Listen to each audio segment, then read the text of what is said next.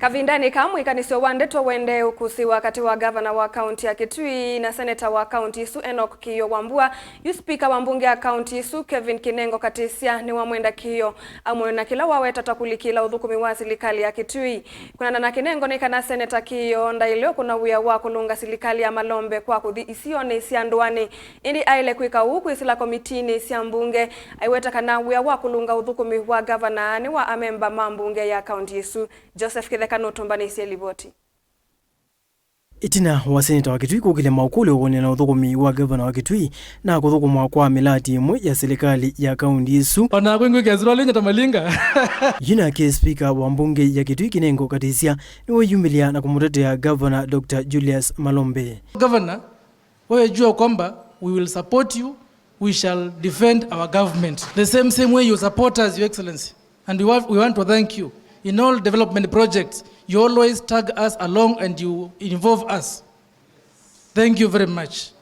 Thank you very much. Yeah.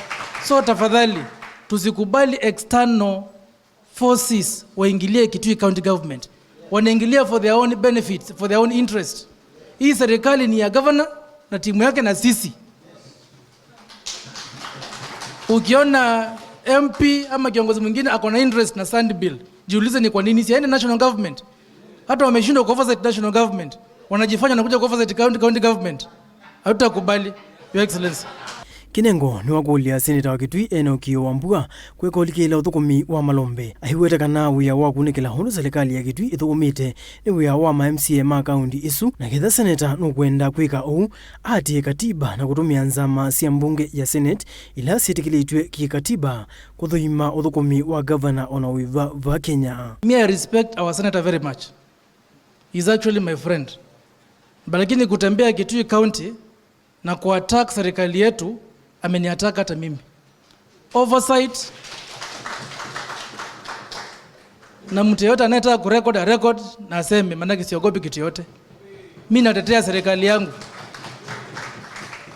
Senator ana jukumu ya kuchukua kazi ya MCS. Hatuwezi kubali. Yeye atumie kamiti za bunge ku oversight county. Members tafadhali, mimi nataka kuadvise kama kiongozi wenu. Msidanganywe. Yeye before alikuwa wapi? Alikuwa na support before. So please, tusidanganyike.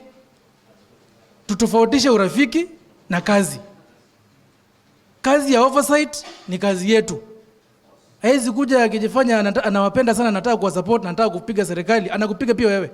Kinengo na Kavindani kalame ivikite mbanoni si mwanya ila siombanitwe ni mbunge ya Kitui na ukava wa serikali isu itungu ni Governor Malombe sia kwikia mitalala ya maundu mautavi na usovi wa kithangathi na mbosi sia kaunti ya Kitui. Mutalala ula wathakiwe mbunge ni isu mwaka muthelu na kunenaniwa kwa ivinda yambe na yumaende na ukunianda kivathukani huivu muvea wa moithilo kaunti ni isu ya Kitui nikenda kusisya undu andu ma Kitui maronya utetheka kwisila walanio uu.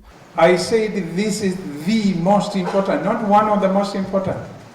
The most important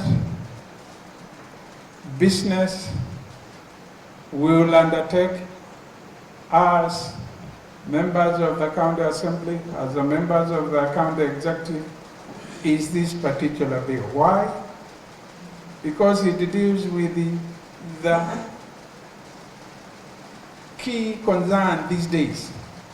Issues of conservation, issues of climate change, issues of water, issues of food security. We can have very good laws, very good bills, very good policies, but it will boil down to implementation. In a nutshell, I think, Governor, we have made a good progress with your leadership. We have made a good progress.